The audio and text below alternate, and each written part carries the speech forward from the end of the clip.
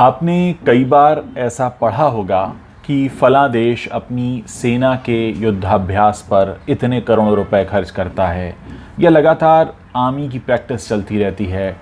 Defence के training पर बहुत सारा पैसा खर्च करते हैं बहुत सारे देश। तो आपके मन में कई बार ये सवाल आता होगा कि आखिर क्यों इतना पैसा खर्च किया जाता है किसी भी देश की सेना के युद्धाभ्यास पर। दोस्तों, अगर आप युद्ध के बारे में इस बात को गौर करें कि युद्ध में क्या होता है। युद्ध हमेशा अचानक होते हैं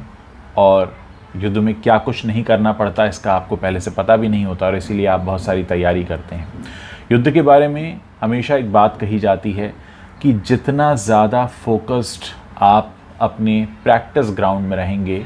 युद्ध में उतना ही कम एनर्जी के साथ आप जीत की तरफ बढ़ेंगे। ये बात मैं आपको क्यों बता रहा हूँ, आपको धीरे धीरे समझ में आएगा। असल में होता क्या है कि जब भी आप युद्ध की प्रैक्टिस करते रहते हैं तो आप अपने सामने अचानक आने वाली समस्याओं या चैलेंजेस को लेकर भयभीत नहीं होते, क्योंकि आप उनकी पहले से ही बहुत सारी प्रैक्टिस कर चुके होते हैं। दोस्तों, ये बात हम अपनी लाइफ में भी अप्लाई कर सकते हैं, क्योंकि हमारी जो ज़िंदगी है वो भी किसी रण क्षेत्र से कम नहीं है, क्योंकि आपको नहीं पता कि कल आपके सामने कौन सा चैलेंज आकर खड़ा हो जाएगा। ज़रा सोचिए कि कल जो आपके सामने चैलेंज आकर खड़ा होने वाला है उसकी तैयारी अगर आप आज ही कर लें तो कल जब वो चैलेंज आपके सामने आएगा तो वो आपको उतना मुश्किल नहीं लगेगा या उतना बड़ा नहीं लगेगा। गीता में श्री कृष्ण ने कहा भी है कि जो भी व्यक्ति प्रैक्टिस पर सबसे ज़्यादा ध्यान देता है वो